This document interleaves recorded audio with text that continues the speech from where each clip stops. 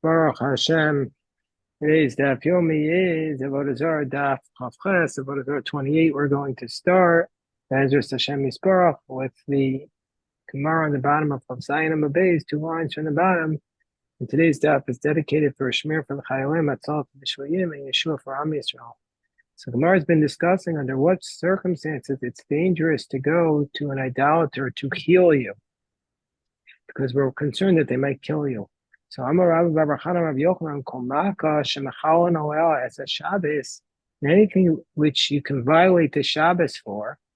Rashi says, and there's a dispute between Rashi and Tosfos, but we'll follow Rashi.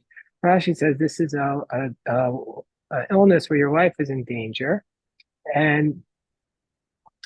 but if your life is not in danger, you could go to them because then there's no concern. And this opinion, this statement of Rabbi Bar Chana and the name of Rabbi Yochanan, does not agree with Rabbi Yehuda, who said that you can't even go to the idolaters for the rivta de kuslita, like even a flesh wound, rivta de kusilta, like even just like the puncture of the bloodletter's needle. So in this case, you can't go to them because, says Rabbi Yochanan, because since you can violate Shabbos for it, it's obviously your life is in danger, and so therefore it's dangerous to go to them because they could kill you and get away with it. But alternatively, Amar Rabbi Rachana, Amar Rabbi Yochanan, alternative version of what Rabbi Yochanan said was that you're not allowed to go to the idolaters if it's an internal wound. So presumably internal wound, your life is in danger. So my binaya, what's the distinction between the two positions of Rabbi Yochanan, or the two statements attributed to Rabbi Yochanan? The distinction between them, where it's a dangerous wound, but it's not an internal wound. It's on the hand or the foot. So according to the opinion that says only for an internal wound, you could go to them for an external wound. And Rashi explains, because you see if they're trying to put some poison on you, you could always like wipe it away. So the Amar Avodah Zarah now Amar Rav Gavaya V'Gavaregel Harein Kamaka Shachalal Machalon Alas Shabbos. So those are dangerous. So it's like an internal wound and it's dangerous. But so the language that says that you can't go to them for something dangerous, you wouldn't be able to go to them. But the language says you can't go to them for an internal wound, you could go to them under those circumstances. Amar Zutra Bar Tuvi, Amar Rav Komaka Shetzricha Omeid Machalon Alas Shabbos. Any wound where you have to evaluate whether or not it's actually your life is at danger. So once you have to do that, then you're allowed to violate the Shabbos, and so you wouldn't be allowed to go to the idolater. Amar Rav Shem Barabba, Amar Rabbi Yochanan, Vayishata Tzamirta. Let's say you have a very high fever, Kamaka Shalal. I mean, that's like an internal wound. Machalon allows a Shabbos, and you can violate the Shabbos. So the Gemara says, Mehechan Maka Shalal. What's the definition of internal wound? So Pirush Rabbi Ami Menasaflifnim, from the lips inwards. So that's the definition of an internal wound. So by Rabbi Eliezer, kachi v'shinei. So these are parts of the teeth, usually translated as gums and the teeth. Some say it's different parts of the teeth. What's going to be the law there? Is that considered an internal wound? Kivin da kushi ninu, since it's a hard matter, therefore kamaka debraidam, or maybe it's like an external wound. Odoma kivin de gavai coming, where it's technically internal, kamaka shachaladam, maybe it's like an internal wound. So how do we view the teeth? So Amar Abaye Tashma Choshesh Pashina V'Yigam Ben Asachometz. Used to drink vinegar as a cure for toothaches, and so if somebody was concerned that he has a toothache, you cannot drink the vinegar on Shabbos. So doesn't that mean Choshesh Uduo, that only if it's just a little bit hurting? Hakayv Tuva Shapir Dummy, but if it was real pain, you could drink from it. And so we see from here that the toothache is the internal wound. So the Gemara says, no, maybe it's the same thing, choshesh and kohev, even though we translated it differently as a little bit of a pain and a lot of pain, maybe it's the same thing, so you can't bring a proof from that. So the Gemara says another tent, and a very interesting story, which we could perhaps learn from today. Tashma Rabbi Yochanan, chosh b'tzafdina, he was sick with tzaftina, which is like some sort of tooth disease. Also, agabe dahin matronisa. So he went to this woman who was like a healer. She created the potions. So of the Chamisha Umali Shabasa, she made the medicine for him on Thursday and Friday. Amrulay Lamachar Mai. What am I going to do tomorrow? It's Shabbos. And Rashi says he had the Yarechei Kala, he had the people come in and study Torah with him, so he wasn't going to be able to attend to go to her to get the medicine. So Amrulay, she said to him, you're not going to need it. Well, eat mai. What am I going to do if I do need it? So Amra, she said, I don't want to really give you my formula, but ishtabali de lomegalis. You have to swear to me that you're not going to tell anybody this formula. Ishtabala le'alaha Yisrael. So he made an oath, and his oath, he was very precise with the language. He said, I'm swearing that to the God of Israel, lo maglina. I'm not going to reveal it to the God of Israel. But she wasn't listening as carefully. She heard it as he swore that he's not by the God of Israel, not to the God of Israel. So Galyale, so she told it to him. And the next day he went out and he gave a teaching about this, and he told everybody the exact formula in his yeshiva. So Vaishtabara, but how could he do this? Didn't he take an oath? He said, I won't reveal it to God, but I revealed it to the Jewish people. But doesn't she think now he doesn't keep his oath, so it's a desecration of God's name? The Gemara says, no, so no, he told her right away, I'm going to tell people because I didn't really take this oath like you thought. So anyway, so the upshot of this is that we see from here that he took this, since he was going to go on Shabbos, we see from here, Alma, from the fact that he wanted the medicine on Shabbos, we see that it's like an internal wound. So it's like an internal wound. And so therefore, we can answer our question about a toothache. So Gemara says, no. The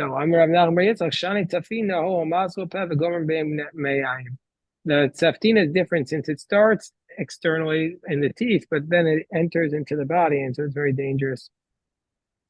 And that's how George Washington died. He had an abscess, and it went from his head and spread to his whole body, and that's how he died. How could Rabbi Yochanan do this? We see from here that he felt like this overarching need, this overriding need to share the medicine with the whole world. He didn't want to keep it to himself. And the two versions of the story in the Yerushalmi, one version is that she went then and killed herself. The other version is that she went to become Jewish. She was so impressed with him that he didn't keep it to himself. So now the Gemara is going to give in the next daf, the Gemara is going to give a lot of medical treatments. And we don't apply these today. We're not allowed to apply these today. The takana not to apply them. And part of the reason is we don't know exactly what the Gemara is referring to. It's impossible. When it comes to medical formulation, medical formulas, you need to know exact. And we're not sure, even though there's a lot of them are translated in the Art Scroll and the Masifta, but we don't know exactly what they are, even though we translate it. So if you don't know exactly what a medicine is, a little bit off can mess everything up. That's part of the reason. Another part of the reason is that Ishtana Ateva, that the nature of our bodies have changed, and so therefore we don't do it. But whatever we do, we should never make fun of anything in the Gemara, even though we don't necessarily understand it completely. So Gemara says, "My simane, what's the indicators of this tzaftina?" Rami. So what's the indicator of it? So the Gemara says, Rami midei bei kachil maisi dama beidari. If when he puts something into his mouth, the blood comes out from between his gums, and that's a sign that he has this illness. How do you get this illness? If you eat wheat when it's in the winter, cold wheat, or if you eat hot barley in the summer, or if you eat the leftovers of fried fish. So what did this woman make for Rabbi Yochanan? What she did was she took she took some barley water, or no, not barley water, yeast water, and shemen zayis, and also she took some olive oil, melach, and salt. She took some goose fat, and she spread it on his teeth with a goose feather. I'm Rabbi, Ana Abdi Kulav Itasai. He said, I did all this, Rabbi. He said, it didn't work. There was an Arab there. He said, Isaac Kashaita de Zeta de Lamoto, so bring some olive pits that are not yet a third grown. Viki Ukolanu Amara Hadata, and burn them over like a new hoe, meaning say make them very, very hot. And then attach the olives the burnt olives onto your mouth. And Avdi Achivitasi, and he did this and it worked. Rabbi Yochanan, how did Rabbi Yochanan do this? How did he go to this woman to heal him? And didn't we just say that you can't go to idolater to heal you for something that is so dangerous and you can violate the Shabbos? So the Gemara answers, Adam Kosher Shani. No, Rabbi Yochanan was different. He's a distinguished man, and so therefore she didn't think she'd get away with it. Gemara says, well, Rabbi Avo, the Adam Kosher, but wasn't Rabbi Avo also a very distinguished person? V'ramile Yaakov Mina Sama Shake. And Yaakov Mina, we learned yesterday, he was a student of Jesus of Nazareth. Yaakov Mina put some poison on his thigh. He was also a healer. Vilo Rabbi Ami, Rabbi Asi, the Hakul Lashake, Paske Lashake. If Rabbi Ami and Rabbi Asi didn't wipe it away, then his whole thigh would have had to be amputated. So the Gemara says, no, the Rabbi Yochanan Rofe Mumcha. The reason why Rabbi Yochanan went is because she was an expert doctor and she would have ruined her reputation. Her reputation. Well, the Rabbi Avo Nami Rofe Mimcha. But it wasn't Rabbi Avo he also went to an expert doctor. We learned yesterday Yaakov Mina was the one who was healing the nephew. He could have healed perhaps the nephew of Rabbi Yishmael. So remember, we saw that story yesterday with and his name was what's his name? His name was Ben Dama. Ben Dama. He was the son of the sister of Rabbi Yochanan. So he also was an expert. So the Gemara says, no, Shani Rabbi Avo de Mukme be Mine Benavshayu Tamus Nafshi and pushed him. Rabbi Avo was different because since he was somebody who always debated with heretics, the heretics would say to themselves, I'll die with him, like Samson did. Let my soul die with the Philistines because I'll take down such a great leader of the Jewish people. Amar Shmuel, Hi Padasa, Sakanti Mechalalim Aleha Etza Shabbos. This is, let's say, if you have a knife wound, a sword wound, it's dangerous, you can violate the Shabbos, Mayasute. How do you heal this? What you should do is, how do you heal this? The mifsak dam, if you want to stop the blood, tachle b'chala, put some cress in vinegar and tell him to drink it, or maybe put it on the thing. Suke, and to get his flesh healed, what you should do is garda the yabla, the garda the you take some different herbs that are called the yabla, and you take it from a bush, which is called a asna, and nikre mikik kalta, or you take some worms that the chickens typically peck around, and you put them on the wound, and that'll make it heal. I'm going to Zafra Hayin Vasa. These are, let's say, you have blisters on your body that are like the size of grapes. Parvanka de Malcham de Mavasahi. That's the sign that these are the messengers of the angels of death. Maya Sute. So how do you get healed from this? So the Gemara says, I'll tell you what you do. Either you take tigna. This is a type of herb that you grind it up and you mix it with dubsha, you mix it with honey. Or karpasa, like a celery, what we call karpas, and or maybe parsley, and you stick it in the tilya, and you stick it in the wine that's called tilya, and that's very strong wine. In the meantime, while you're preparing this to basically put these on the blisters, what should you do? That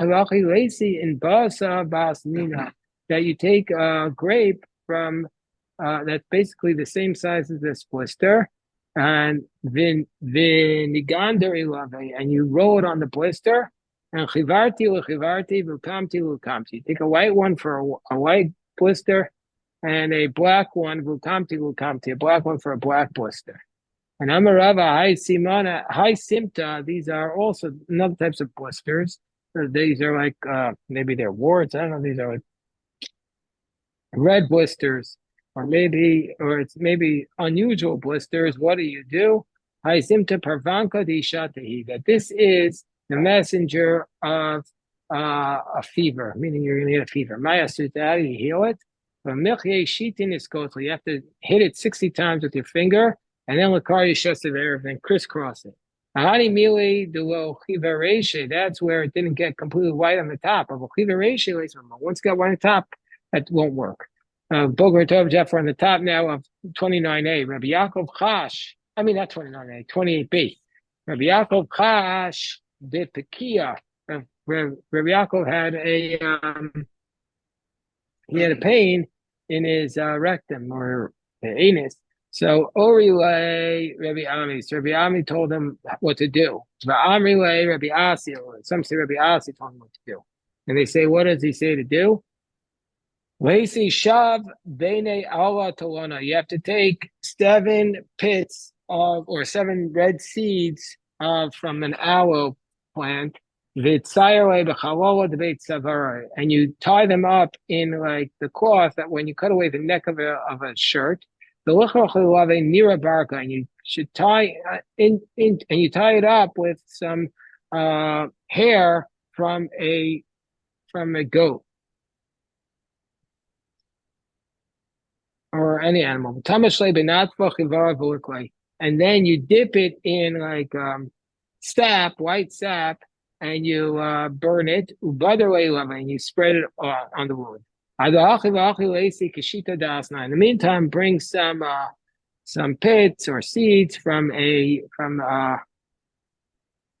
fruits of a bush, and you place them the cracks of the pits, you put them on the crack of the anus. That's only if it's an external wound there. Or pika tata, if it's internal, that's a fear to the you have to bring the fat of a goat that's never given birth, the livshar, and you melt the fat, and you basically put it on the rectum. Below, I see plus tarfa kara demiyav shibitula. And if this is not working, he has to bring 3 gourds that you dried in the shade, and you burn them and you spread them on the place of the wound. Below, and if that's not going to work, I see mishakte chalzoni. Have to bring a type of like snail and burn it and attach it to the place of the wound. Below, if that doesn't work, ma'isi mishach kira, you have to bring a mixture of olive oil and wax mixed together, put on the place of the wound, coat, b'shachaki dekina bekaita. And then what you have to do is you have to cover it up with like a cotton garment that's ground up in the summer, with the amar gufna basis for a woolen garment in the winter. Rabbi Avo had a problem with his ears. So Orule Rabbi Yochanan Vamile Be Midrasha. So some say Rabbi Yochanan, some say the Beis Medrash told him what to do to heal his ears. My Orule, what did they tell him? Kiadam Rabbi Amruli Aim. Like Abaya said that his mother, quote unquote, taught him, and we know it's not his mother because his mother died in childbirth. So it was the one who raised him. Or it could have been just a woman in general, like the grandmother of the town. But anyway, she said to me, the only reason why kidneys were created was to heal the ears. You need kidney juice. Amar Rabba Amar Li Menyoma Asya. Menyoma, the doctor said to me, all liquids are hard or tough for the ear. They don't help it. Except for the liquid of the kidney. The water that comes out from the kidneys help heal the ear. And Laisa Kulyasa de Barcha Karcha. And so too, Rabbi Avo said he should bring a kidney of a goat that has no hair. All goats have no hair, but basically, unlike a sheep, which has hair, Bakari Shesever, if you tear open the kidney of the goat, and you place the kidney on some hot burning coals. And this liquid that comes out from it, throw it in the ear, when it's lukewarm, not too cold, not too hot. Below, if that doesn't work, or if you don't have that, you should bring the fat of a beetle, and then you should melt it and place it on his ear. If that doesn't work, you should bring you should fill up his ear with oil. And you should take 7 leaves of aspastas, like this type of vegetable that used to feed to animals, and also humans could eat from it. Some say it's like the wheat before it's completely grown. That's what Rashi says here. Anyway, the way say shufta de tuma, and you should bring like a fistful of garlic. Um, and he should put one thread of the hair of the animal on one end of the vegetables and the garlic. And he should burn it. On the other hand, he should put in his ear. And put his ear next to the fire. Be careful not to have a wind blow on it. And he should take it from one ear and put it in the other ear. Alternatively, below, if he doesn't have the fat of the beetle, then what he should do is, he should bring 7 pieces of the hair of an animal, and he should rub them with this aspasta oil. Some say with a parsamo, which is a balsamic oil. The nicey chad reisha benura, the chad reisha beune, v'nishko chad v'nana chad. Put one head in the ear and burn one side. V'yizdar mizika. Be careful with wind. V'yilav, if that doesn't work, laisi una denada. You should bring a color cloth, the low mashkef, that's not too pressed, meaning to say that the cloth was not beaten down. V'nanachba, and he should put it in his ear. And he should put the ear near a fire. But be careful about the wind, because otherwise the ear will burn. Below, if that doesn't work, I see Gupta Dekanya Atika Barmeashan. If that doesn't work, bring a tube of a reed that was cut down 100 years ago. And you should take some salt that comes from a stone. The liquid, and you burn the tube, the lid buck, and attach the ashes to the ear. That if your ear is too dry, you need a wet treatment. If your ear is too dry, you need a wet. Excuse me. If your ear is too moist, then you need a dry treatment. Not sure exactly what this means. But if there's some concern about the ear, you're allowed to fix it on Shabbos. Like the ear is like falling or whatever, maybe the ear is dislocated. I'm not sure exactly. Tani Rav Shmuel Bar Yehuda, biyad avo b'sam. That way, we say you can fix the ear. That's with your hand, but now with medicine. Because we're concerned with medicine, you might come to grind up the medicine on Shabbos. Some say with medicine, not with the hand. My time, what's the reason why you can't use the hand? Mizref Zarah, he's making a wound. What's the problem with making a wound? That maybe it's like causing blood. It's not always clear what's the prohibition with making a wound, but maybe it's like you're slaughtering. So anyway, it's not allowed to make a wound. Amarav Zutra Bar Tuvi, Amarav Ayin Shemarda. If there's an eye that's quote unquote rebelling, meaning it's very swollen, it's jumping out of its socket, mutar kofa, you could treat the eye by Shabbos. Savar Mina, he thought, that would you say you could treat the eye on Shabbos. Hani Mili Udishachiki Simana Masmo. At first he thought that's where you ground up the medicine yesterday. Avol Mishlach for Shabbos. But to grind it up on Shabbos, and to carry it through the public, well, we thought that would be prohibited. No. I have the teaching of Rabbi Yehuda. I feel mishlach b'Shabbos. Even to grind it up on Shabbos and bring it through public is permitted.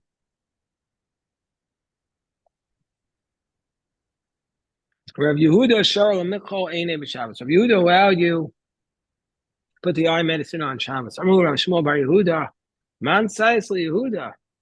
So Rav Shmuel, the son of Yehuda, different Yehuda, says, who listens to Rabbi Yehuda, whoever does that and puts the eye medicine on Machal Shabbat, he is violating the Shabbos. So in the end, Chosh, in the end, Rabbi Shmuel Bar Yehuda himself got an eye sick. Chosh Be'ina, he got an eye infection. Shalchei Sharia Aser, so he sent a message to Rabbi Yehuda, is it permitted or prohibited for me to treat it? Shalchei L'Kuli Alma Shari, everybody else can do it because they think it's life-threatening. But for you, you can't do it because you said it's not allowed, so you can't do it. Means to say you've established that it's prohibited.